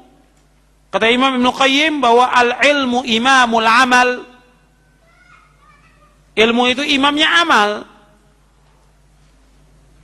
Makanya salafin menganjurkan untuk terus menuntut ilmu, dan para ulama salaf menganjurkan untuk menuntut ilmu. Tidak pernah berhenti sampai kita diwafatkan oleh Allah Subhanahu wa taala. Bagaimanapun kita sibuknya, tetap harus menuntut ilmu. Karena menuntut ilmu merupakan jalan kebahagiaan. Menuntut ilmu merupakan jalan menuju surga. Menuntut ilmu bukan jalan keselamatan. Menuntut ilmu jalan untuk mendapatkan izzah, kemuliaan. Allah memuliakan Nabi Ibrahim menjadi pimpinan Abul Anbiya. Allah memuliakan Nabi Yusuf sampai jadi penguasa. Dengan apa? Dengan ilmu. Sebagaimana Allah berfirman dalam surah Yusuf, narfa'u darajatin man nasya' wa fawqa kulli dhi ilmin alim. Kami angkat orang yang kami kehendaki beberapa derajat, dan setiap orang yang berilmu di atasnya ada Allah yang ma'alim. Kata Imam Malik, narfa'u darajatin man nasya', kami angkat beberapa derajat orang yang kami kehendaki. Dengan apa? Bil ilmi, dengan ilmu. Jadi kalau orang ingin mencari kekuasaan, dengan ilmu dulu. Mencari kemuliaan dengan ilmu. Untuk masuk surga dengan ilmu. Allah mulai dalam Al-Quran dengan apa? Dengan ilmu. Iqra, bacalah dengan ilmu. Kemudian juga Allah berfirman dalam surah Muhammad, surah 47 ayat 19, fa'lam annahu la ilaha illallah wastaghfir li dzambika walil mu'minina wal mu'minat wallahu ya'lamu mutaqallabakum wa mathwaakum. Allah berfirman dalam surah Muhammad ayat 19, fa'lam annahu la ilaha illallah. Ketahuilah bahwasanya tidak ilah yang berhak diibadahi melainkan hanya Allah. Wastaghfir li dzambika, dan mohonlah ampun untuk dosamu. Mohon ampun kepada Allah agar Allah mengampuni dosamu. Walil mu'minina wal mu'minat, dan juga orang-orang mukmin dan orang-orang mukminat, kaum mukminat. Wallahu ya'lamu mutaqallabakum wa mathwaakum. Dan Allah mengetahui tempat tinggal kamu dan tempat kembali kamu. Jadi Allah mengetahui tempat usaha kamu dan Allah juga mengetahui tempat kembali kamu. Al-Imam Al-Bukhari rahimahullah dalam kitab sahihnya ketika membawakan ayat ini kata beliau apa? Fabada'a bil ilmi qabla al-qawli wal amal. Kata Imam Bukhari di Sahih Bukhari di juz yang pertama di Kitabul Ilmi, kata beliau fabada'a bil ilmi qabla al-qawli wal amal. Allah memulai dalam ayat ini dengan ilmu sebelum berkata dan sebelum berbuat. Dari kalimat apa? Fa'lam, ketahuilah. Dimulai dengan apa? Dengan ilmu. Jadi kita harus belajar ilmu syar'i. Dan salaf itu ihtimam dengan ilmu, tidak sebagaimana ahlul bid'ah, tidak sebagaimana hizbiyyin dan harakiyin, tidak menganjurkan orang untuk menuntut ilmu. Dianjurkan mereka untuk berbuat, dianjurkan mereka untuk berdakwah tanpa ilmu. Bagaimana mereka berdakwah mengajak orang tanpa ilmu? Tidak boleh. Disuruh mereka dibina untuk jadi dai, dibina mereka untuk jadi mubaligh, tapi nggak diberikan ilmu yang mapan, yang cukup, nggak mungkin. Ilmu itu lama waktunya. Sekarang orang dikadar untuk jadi khatib, kan banyak sekarang kadar khatib, seminggu 10 hari, dapat apa 10 hari? Nabi saja 23 tahun. Rasulullah berapa? 23 tahun turun wahyu. Ini 10 hari dikadar supaya jadi khatib, 10 hari jadi dai, 10 hari supaya menjadi angkatan mujahid. Bagaimana? Ilmu lebih dahulu. Nggak mungkin orang bisa berdakwah tanpa ilmu. Nggak mungkin dia mengajak umat tanpa ilmu. Bagaimana dia khutbah mengajak umat, menyampaikan ilmu kepada umat kalau dia sendiri tidak berilmu? Nggak mungkin. Sebagaimana Allah berfirman di dalam surah Yusuf surah 12 ayat 108, Allah berfirman, "Qul hadhihi sabili ad'u ila Allahi ala basiratin ana wa man ittaba'ani wa subhanallahi wa ma ana minal musyrikin." Qul hadhihi sabili, katakanlah ini jalanku. Ad'u ila Allah, aku mengajak manusia ke jalan Allah. Ala basiratin, dengan dasar ilmu dan keyakinan. Ana wa man ittaba'ani, aku dan orang-orang yang mengikuti aku. Wa subhanallah wa ma ana minal musyrikin, dan maha suci Allah dan aku tidak termasuk orang-orang yang berbuat syirik. Jadi berdakwah dengan apa? Dengan ilmu. Mengajak manusia dengan apa? Dengan ilmu. Ala basirah, dengan dasar ilmu dan keyakinan. Ilmu dan keyakinan. Jadi dakwah itu harus dengan ilmu, dasarnya ilmu. Nggak mungkin bisa orang berdakwah tanpa ilmu. Makanya saya ingatkan juga kepada para dai, para ustadz, para khatib, khutbah, ilmu. Antum belajar untuk ilmu. Dan terutama kepada para dai, para ustadz, minimal antum baca 4 jam sehari, minimal 4 jam. Bagaimana antum dakwah, antum nggak pernah baca? Sampai Sahih Bukhari juga nggak pernah baca, Muslim nggak pernah baca. Bagaimana mau jadi dai? Bahkan tafsir juga nggak pernah Muslim nggak pernah baca. Bagaimana mau jadi dai? Bahkan tafsir juga nggak pernah dibaca. Yang dibaca oleh para dai apa sekarang ini? Majalah, koran. Ya gimana dapat ilmu? Ilmu itu ada pada Al-Quran dan tafsirnya. Ilmu itu ada pada sunnah Nabi yang sahih. Itu dibaca. Dan ilmu itu ada pada pemahaman sahabat. Maka dikatakan oleh Imam Ibnu Qayyim, al-ilmu qala Allahu qala rasuluhu qala sahabah. Ilmu itu perkataan Allah, Rasulnya dan sahabat. Ilmu itu ilmu. Kalau koran, majalah, perkataan orang bukan ilmu. Ilmu kalau Allah, perkataan Allah, firman Allah itu ilmu. Kalau Rasul, perkataan Rasul itu ilmu. Kalau sahabat, perkataan sahabat itu ilmu. Perkataan mereka barokah. Perkataan para sahabat tabi'in barokah. Makanya ini dasarkan kepada ilmu. Makanya manhaj salaf ini mengajak umat ini kepada ilmu, mementingkan ilmu. Dan Allah akan mengangkat derajat orang yang berilmu. Yarfa'illahu alladhina amanu minkum walladhina utul ilma derajat. Allah mengangkat orang-orang yang beriman di antara kalian dan orang yang berilmu berapa derajat? Diangkat oleh Allah SWT. Jadi ihtimam dengan ilmu.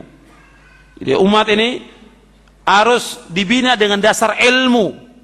Dengan dasar ilmu. Ilmu itu apa? Qala Allah qala Rasul. Makanya kita ajak umat ini kepada apa? Kepada ilmu. Dalil Quran dan Sunnah, bukan kepada diri kita. Maka antum ingat, sebagai seorang dai, sebagai seorang ustaz, tidak boleh mengajak orang untuk mengagungkan dirinya, tidak boleh. Ad'u ilallah, qul hadhi sabili ad'u ilallah. Inilah jalanku, aku mengajak manusia ke jalan Allah. Bukan kepada pribadi kita supaya orang mengagumi kita, menyanjung kita, bukan. Atau kepada kelompok, atau kepada partai, atau kepada yang lain, bukan. Ajak umat ini kepada Allah, pada Al-Quran wa Sunnah ala fahmi salaf. Sampaikan kepada mereka dalil. Ajak mereka kepada Quran dan Sunnah. Qala Allah, qala Rasul. Bukan perkataan kita. Bapak sekarang ini banyak dai yang mengajak untuk diagungkan dirinya. Apa perkataannya si dai dipegang. Yang kita pegang perkataan siapa? Allah dan Rasulnya. Dan pemahaman para sahabat radhiyallahu alaihim ajma'in. Nah, dengan ilmu maka Allah berikan keutamaan. Saya ambilkan lagi penjelasan yang lain. Dalil ini banyak. Allah berfirman dalam 3 surah. Dalam surah Taubah, dalam surah Al-Fatah, dalam surah As-Saff. Allah berfirman, "Huwallazi arsala rasulahu bil huda wa dinil haqq liyudhhirahu 'ala ad-dini kullih walau karihal musyrikun." Dan Allah yang telah mengutus rasulnya dengan membawa apa? Ilmu. Walladzi arsala rasul bil huda, petunjuk. Petunjuk ini maksud kata Ibnu Qayyim dan juga kata Syekh Abdurrahman bin Nasir As-Sa'd dalam tafsirnya, yaitu al-huda al-ilmun nafi'. Wa dinil haq, agama yang hak, yaitu al-amalus saleh. Liyudhhirahu 'ala ad-dini kulli, agar Allah tampakkan agama di atas seluruh agama. Walau karihal musyrikun, meskipun orang musyrik tidak menyukai. Jadi dengan apa? Allah akan memberikan izzah kepada umat Islam dengan ilmu. Ilmu yang dimaksud apa? Ilmu syar'i, Quran wa Sunnah. Baru Allah akan berikan izzah kepada umat Islam ini. Jadi dasarnya ilmu dan amal saleh, ilmu yang bermanfaat dan amal saleh. Selanjutnya, yang kelima, bahwa prinsip Ahlussunnah wal Jamaah mengajak umat kepada tauhid dan menjauhkan syirik.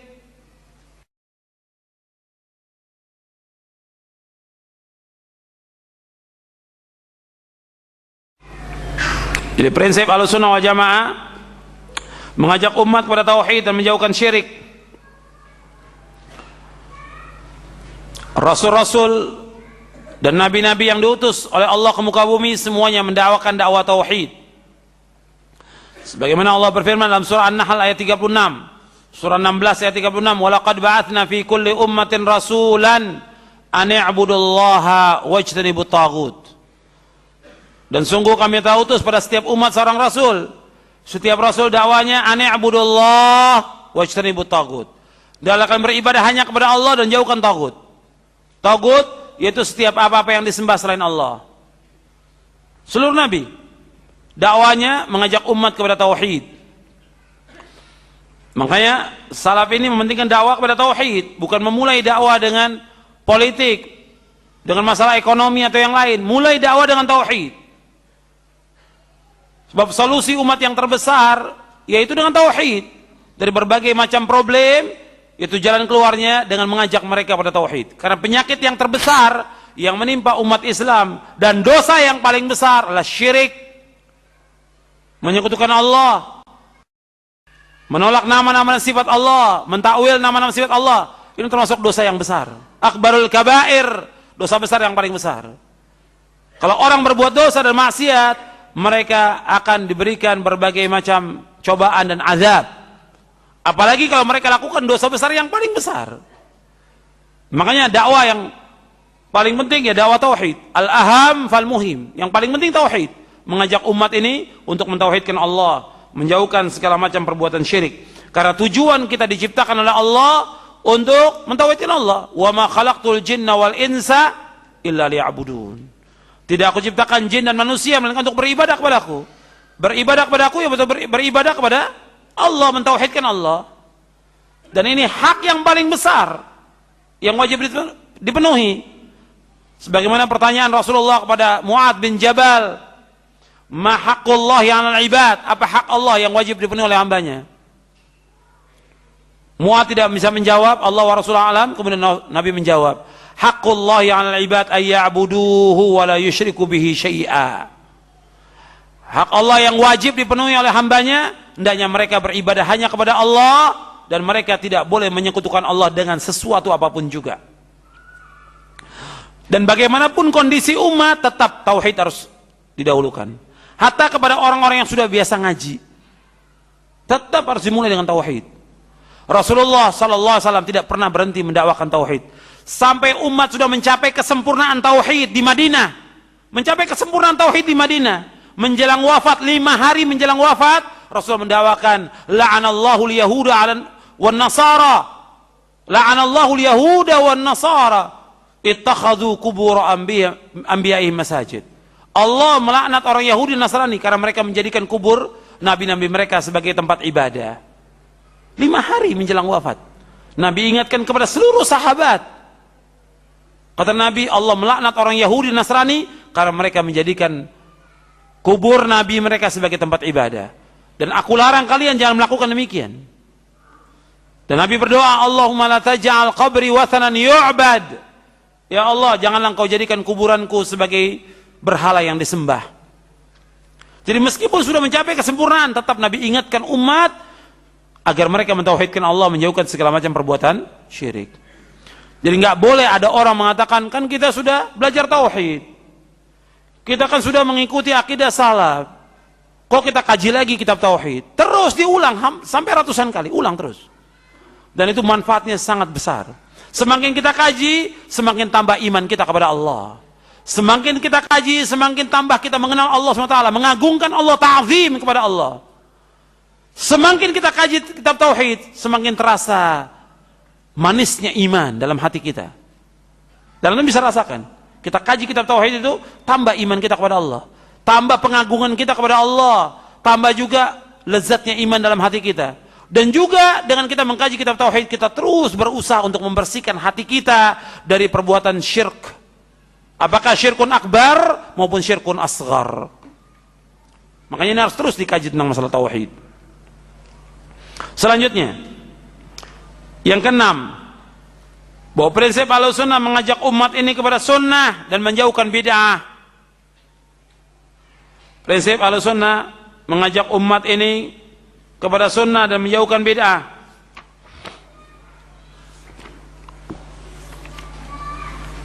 Dan saya jelaskan panjang lebar tentang masalah bid'ah ini dalam buku ini, dalam buku Syarah Aqidah Ahlussunnah wal Jamaah. Ini saya jelaskan panjang lebar tentang masalah bid'ah. Antum bisa lihat tentang bid'ah ini, saya bahas panjang lebar karena banyaknya umat yang melakukan bid'ah dan dianggap bahwa itu termasuk sunnah. Bahkan orang yang mengaku dirinya sebagai Ahlussunnah wal Jamaah, tapi mereka melakukan perbuatan bid'ah dan terus melakukan bid'ah. Antum bisa lihat dari mulai pengertian bid'ah di halaman 76 ya sampai halaman 85. Itu saya jelaskan tentang bahaya bid'ah. Dan juga saya sebutkan juga dalam prinsip Ahlussunnah ini bagaimana sikap Ahlussunnah kepada ahlul bid'ah, tentang bahaya bid'ah. Dan juga saya sebutkan juga dalam prinsip Ahlussunnah ini bagaimana sikap Ahlussunnah kepada ahlul bid'ah. Itu juga panjang lebar saya bahas. Bagaimana sikap Ahlussunnah kepada ahlul bid'ah.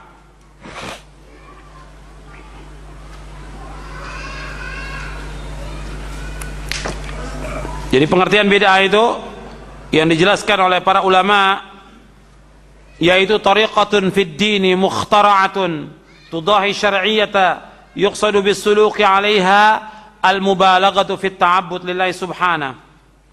Bid'ah adalah cara baru dalam agama yang dibuat menyerupai syariat dengan maksud tujuan untuk berlebih-lebihan dalam beribadah kepada Allah. Itu di halaman 78. Kemudian juga saya sebutkan bahwa bid'ah ini sangat berbahaya. Benalu yang merusak pohon. Bid'ah ini merusak agama. Jadi banyak orang mengaku, mereka mengatakan bahwa mereka mengikuti Ahlussunnah wal Jamaah. Kenyataan mereka berbuat syirik. Mereka menyembah-nyembah kubur, mengajak orang untuk menyembah kubur. Ini syirik. Meminta kepada wali, kiai, habib, dan yang lainnya. Meminta ke kubur mereka, datang ke kubur mereka. Ini syirkun akbar. Tawasul kepada mereka, ini bid'ah. Tidak boleh. Kemudian mereka juga melakukan perbuatan-perbuatan bid'ah yang banyak sekali. Tapi mereka mengakunya Ahlussunnah wal Jamaah.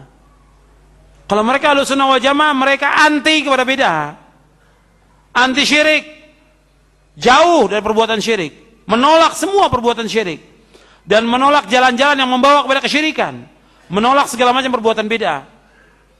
Dan bid'ah ini sangat berbahaya. Di zaman Nabi belum ada bid'ah. Sama sekali belum ada bid'ah di zaman Rasulullah SAW. Belum ada bid'ah sama sekali. Putih bersih, kata Nabi, taraktukum ala mithlil bayda lailuha kanahariha la yazighu anha ba'di illa halik.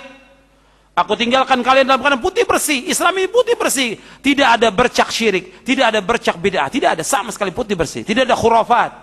Bersih. Malamnya seperti siangnya. Dan barang siapa yang menyimpang dari jalan yang lurus ini, yang putih ini, pasti binasa. Jadi Islam ini Rasulullah tinggalkan dalam keadaan bersih. Dan Rasulullah ingatkan kepada umatnya setiap Jumat, kullu bid'atin dhalalah wa kullu dhalalatin finnar. Setiap bid'ah itu sesat dan setiap kesesatan tempatnya neraka. Yang pertama kali mengatakan bid'ah Rasulullah. Yang mengatakan bahwa setiap bid'ah itu sesat Rasulullah. Yang mengatakan setiap kesesatan tempatnya neraka Rasulullah yang mengatakan demikian. Kullu bid'atin dhalalah wa kullu dhalatin finnar. Rasulullah mengatakan demikian. Nah, kemudian datang umat yang belakangan, para dai, para ustadz, takut menyebut bid'ah. Tidak mau menyebut bid'ah. Hatta sepanjang dia ceramah, khutbah, tidak mau menyebut bid'ah. Karena kalau disebut bid'ah, nanti pecah umat ini. Berarti antum menyimpang dari manhaj Rasulullah. Yang menyebut berkali-kali bid'ah Rasulullah SAW. Kemudian para sahabat yang mengatakan bid'ah. Tentang bahaya bid'ah. Rasulullah yang menyebutkan tentang bahaya bid'ah Rasulullah. Dan kita mengatakan perbuatan bid'ah itu, ya tentu yang jelas-jelas bid'ah. Bukan yang sunnah kita katakan bid'ah, yang bid'ah kita katakan sunnah. Yang jelas bid'ah kita katakan itu bid'ah, yang sunnah kita katakan sunnah. Dan Nabi juga mengingatkan kepada para sahabat ridwan majma'in, wa iyyakum wa muhdatsatil umur fa inna kulla muhdatsatin bid'ah wa kulla bid'atin dhalalah. Nabi mengatakan, aku ingatkan kalian, jauhkan diri kalian dari setiap perkara-perkara yang baru, karena setiap yang baru adalah bid'ah dan setiap bid'ah adalah sesat. Setiap bid'ah sesat. Jadi nggak ada bid'ah itu yang tidak sesat. Dan dalam Islam tidak ada istilah bid'ah hasanah, tidak ada dalam Islam. Yang mengatakan semua bid'ah adalah sesat Rasulullah. Yang mengatakan semua bid'ah adalah sesat adalah Rasulullah. Dan Rasulullah bersabda dengan bahasa yang fasih, bahasa Arab yang fasih, bahwa setiap bid'ah sesat, itu Rasulullah berkata demikian. Kemudian sahabat memahami demikian. Kata Abdullah bin Umar radhiyallahu anhu wa ardhah, kata beliau, kullu bid'atin dhalalah wa in ra'ahan nasu hasanatan. Setiap bid'ah itu sesat meskipun orang memandang baik. Abdullah bin Umar radhiyallahu anhu mengatakan demikian, setiap bid'ah sesat meskipun orang memandang baik. Jadi dalam Islam tidak ada bid'ah yang hasanah, tidak ada. Kemudian selanjutnya, ikhwan fiddin, a'azakumullah, kalau antum mau lihat ciri-ciri ahlul bid'ah, ini saya sudah bawakan di sini, di buku ini. Nanti bisa antum lihat bagaimana ciri ahlul bid'ah di halaman 520, halaman 521. Itu saya sebutkan dengan ciri-ciri ahlul bid'ah. Nanti antum bisa baca sendiri bagaimana ciri dari ahlul bid'ah yang memecah belah umat ini. Dan bid'ah itu sangat berbahaya buat Islam dan kaum muslimin, sangat berbahaya. Maka dikatakan oleh Imam Sufyan Ats-Tsauri bahwa al bid'atu ahabu ila iblis minal ma'siyah, wal ma'siyatu yutabu minha wal bid'atu la yutabu minha. Kata Imam Sufyan Ats-Tsauri, bid'ah itu lebih dicintai oleh iblis daripada maksiat. Maksiat orangnya akan taubat. Orang yang berbuat maksiat, kalau diingatkan dia akan taubat. Tapi orang berbuat bid'ah, dia sulit untuk taubat. Kenapa? Dia anggap baik perbuatannya. Dan antum kalau mau lihat lagi penjelasan tentang nasihat Rasulullah tentang wajibnya kita berpegang kepada sunnah Rasulullah, yaitu hadis Irbad bin Sariyah. Yang antum bisa lihat di hadis Irbad bin Sariyah di halaman 106, 107. Bagaimana? Ka'anna hadhihi mau'izatu muwaddi'in famada ta'hadu ilaina. Faqala usikum bitaqwallah was-sam'i wa ta'ah wa in abdan habasyiya fa innahu man ya'ish minkum ba'di fasara ikhtilafan katsira fa 'alaikum bi sunnati wa sunnatil khulafa'il mahdiyyin ar-rasyidin tamassaku biha wa 'addu 'alaiha bin nawajidh wa iyyakum muhdatsatil umur fa inna kulla muhdatsatin bid'ah wa kulla bid'atin dhalalah. Berkata Irbad bin Sariyah, suatu hari Rasulullah SAW pernah sholat bersama kami. Kemudian beliau menghadap kepada kami dan memberikan nasihat kepada kami dengan nasihat yang menjadikan air mata kami berlinang dan hati kami menjadi takut. Maka seorang berkata, wahai Rasulullah, nasihat ini seakan-akan nasihat orang yang akan berpisah. Maka berikanlah wasiat kepada kami. Maka Rasulullah bersabda, aku wasiatkan kepada kalian agar tetap bertakwa kepada Allah, mendengar dan taat, walaupun yang memerintah kalian adalah seorang budak Habsyi. Sungguh orang yang masih hidup di antara kalian setelah wafatku akan melihat perselisihan yang banyak. Maka wajib atas kalian berpegang teguh kepada sunnahku dan sunnah para khalifah yang lurus, khulafaur rasyidin, yang mendapat petunjuk dan lurus. Jauhilah oleh kalian perkara-perkara yang baru, karena sungguhnya setiap perkara yang baru adalah bid'ah dan setiap bid'ah adalah sesat. Hadis ini sahih, diriwayatkan oleh Imam Ahmad, Abu Daud, Tirmidzi, Darimi, Baghawi dalam kitabnya Syarh Sunnah, Al-Hakim, dan disahihkan oleh Al-Hakim dan disetujui oleh Imam Az-Zahabi. Nah, hadis ini disahihkan oleh Syekh Al-Albani dalam kitabnya Irwaul Ghalil. Jadi Nabi mengajak kita berpegang pada sunnah dan sunnah khulafaur rasyidin dan melarang kita dari perbuatan bid'ah. Selanjutnya, yang ketujuh,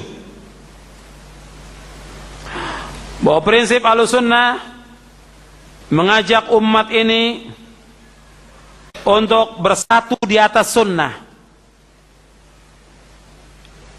dan melarang kepada perpecahan.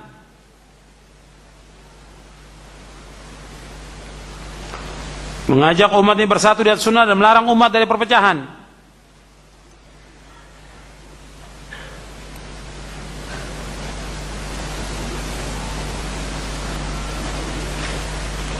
Jadi persatuan dianjurkan dalam Islam. Allah berfirman, wa'tasimu bihablillahi jami'an wa la tafarraqu. Hendaklah kalian berpegang kepada tali Allah semuanya dan jangan kalian berpecah belah. Di dalam kitab ini saya menyebutkan tentang persatuan umat Islam. Itu di halaman 604. Di halaman 604. Antum ingat, persatuan yang diajak oleh Ahlussunnah ini persatuan yang dilandasi dengan Al-Quran dan Sunnah menurut pemahaman salafus saleh. Itu ingat, bukan persatuan yang semu dan sesat. Ahlussunnah bukan persatuan yang semu dan sesat. Ahlussunnah tidak menyeru kepada perkara-perkara yang dapat memecah belah persatuan kaum muslimin. Persatuan yang dikehendaki adalah persatuan menurut pemahaman ulama salaf dan orang-orang yang mengikuti manhaj dan pedoman mereka, bukan persatuan yang dikehendaki oleh pengikut hawa nafsu dan hizbiyah. Bukan. Jadi Ahlussunnah mengajak bersatu dengan dasar Ali Imran 103, wa'tasimu bihablillahi jami'an wa la tafarraqu. Dan hendaklah kalian berpegang semuanya kepada tali Allah dan jangan kalian bercerai-berai. Allah berfirman dalam surah Ali Imran ayat 105, wa la takunu kalladzina tafarraqu wa ikhtalafu min ba'di ma ja'ahumul bayyinat wa ulaika lahum 'adzabun 'adzim. Dan janganlah kamu menyerupai orang-orang yang bercerai-berai dan berselisih sesudah datang keterangan yang jelas kepada mereka. Mereka itulah orang-orang yang mendapat siksa yang berat. Allah berfirman dalam surah Rum, Ar-Rum ayat 31-32, wala takunu minal musyrikin minal ladzina farraqu dinahum wa kanu syi'a kullu hizbin bima ladaihim farihun. Jangan kamu termasuk orang-orang yang mempersekutukan Allah, yaitu orang-orang yang memecah belah agama mereka, dan mereka menjadi beberapa golongan, tiap-tiap golongan merasa bangga dengan apa yang ada pada golongan tersebut. Jadi Allah melarang kaum muslimin berpecah belah. Diperintahkan kita untuk bersatu, karena Nabi bersabda, al-jama'atu rahmatun wal furqatu azab. Berjamaah itulah rahmat, sedangkan berpecah belah adalah azab. Hadis ini diriwayatkan oleh Imam Ahmad dan Ibnu Abi Asim. Tapi ingat, persatuan ini berlandaskan Al-Quran wa sunnah ala fahmi salaf. Ingat, bukan persatuan yang dikehendaki oleh banyaknya orang, persatuan yang mereka bersatu tapi setiap golongan yang mengikuti golongan mereka. Soal akidahnya macam-macam, soal manhaj macam-macam, nggak apa-apa, nggak bisa. Tidak akan ada persatuan selama-lamanya. Bersatu yang dikehendaki oleh Allah dan Rasulnya, bersatu di atas jalan yang hak, Al-Quran wa sunnah ala fahmi salaf. Itu persatuan yang benar. Bukan dibiarkan orang bersatu dengan pemahamannya, atau kita toleran kepada kelompok masing-masing. Yang penting kita bersatu dulu, tapi toleran. Nggak bisa kita toleransi kepada syirik. Tidak ada toleransi dalam bid'ah, tidak ada. Tidak ada.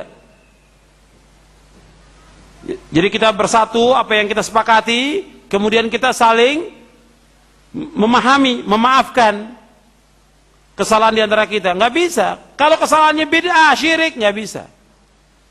Jadi harus kembalikan umat kepada Quran was sunnah ala fahmi salaf.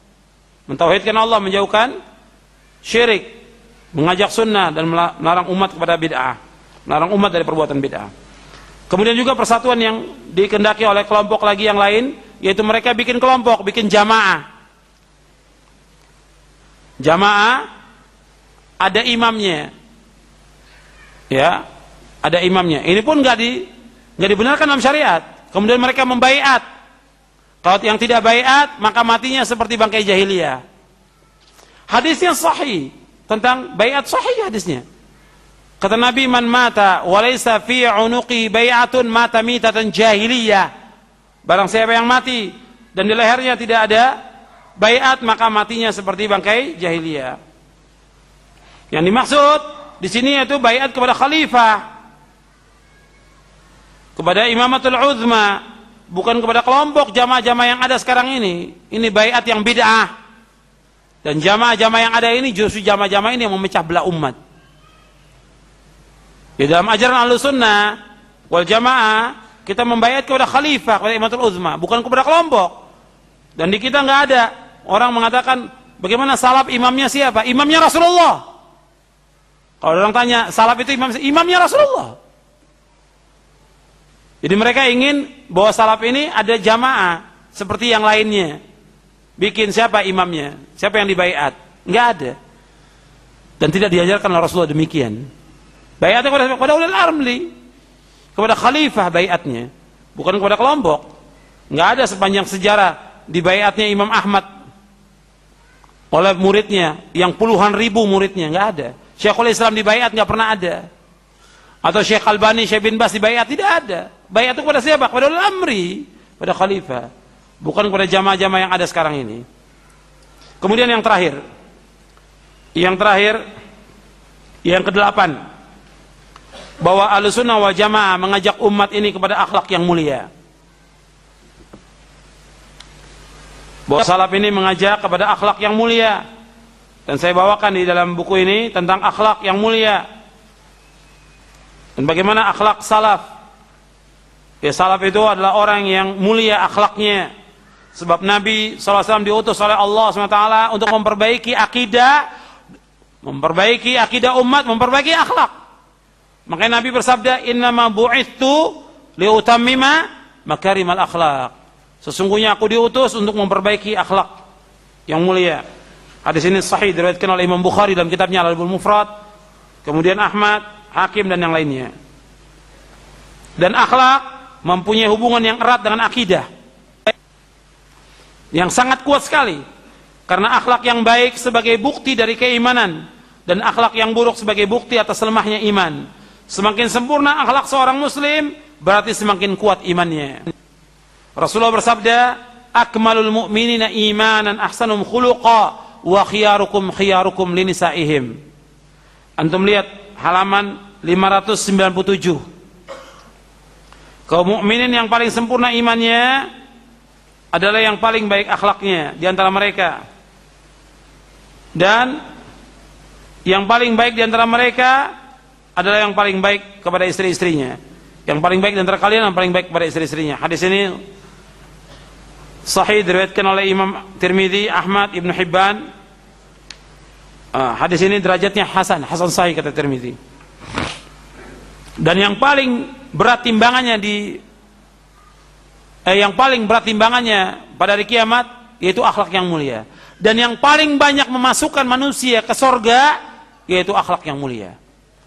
Yang paling banyak masukkan manusia ke sorga kata Nabi, taqwallah wa husnul khuluq.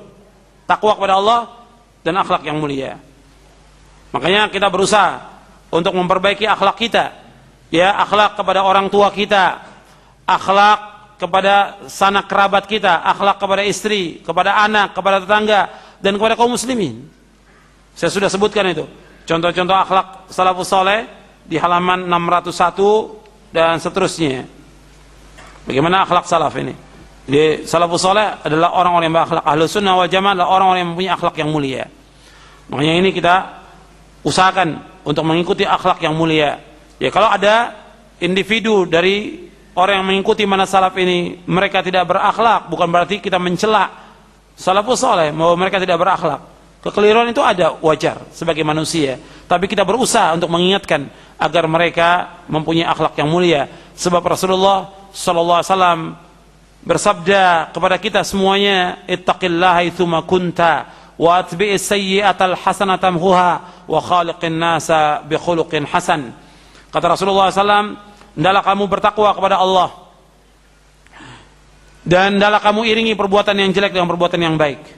Karena perbuatan yang baik akan menghapuskan perbuatan-perbuatan yang jelek. Dan bergaulah kepada manusia dengan akhlak yang mulia. Tunjukkan akhlak yang mulia. Bergaul kita kepada orang tua kita, kepada paman kita, kepada orang-orang yang pernah berbuat baik kepada kita, kepada guru, kepada ustadz yang mengajarkan kebaikan kepada kita, kepada istri, kepada anak, kepada tetangga, dan kepada muslimin. Tunjukkan akhlak yang mulia. Jadi antum sudah ngaji, sudah baca buku, tunjukkan akhlak kita dengan akhlak yang mulia. Ahlus sunnah adalah mempunyai akhlak yang mulia. Ya, sampai di sini dulu kajian kita. Mudah-mudahan yang saya sampaikan bermanfaat untuk saya dan untuk antum sekalian. Dan ini sedikit yang bisa saya sampaikan dari isi kitab Syarah Aqidah Ahlussunnah wal Jamaah. Karena setiap poin, kalau kita bahas setiap poin dari buku ini, itu membutuhkan waktu 1 jam sampai 2 jam setiap poin. Dan ini saya tulis lebih dari 80 poin. Ya, 80 poin dari akidah Ahlussunnah wal Jamaah, belum dengan muqaddimahnya, belum juga dari kaidah prinsip dalam mengambil dalil dan menggunakan dalil. Itu saja butuh waktu lebih dari 2 jam. Kaidah prinsip 10 poin itu lebih dari 2 jam kita kaji.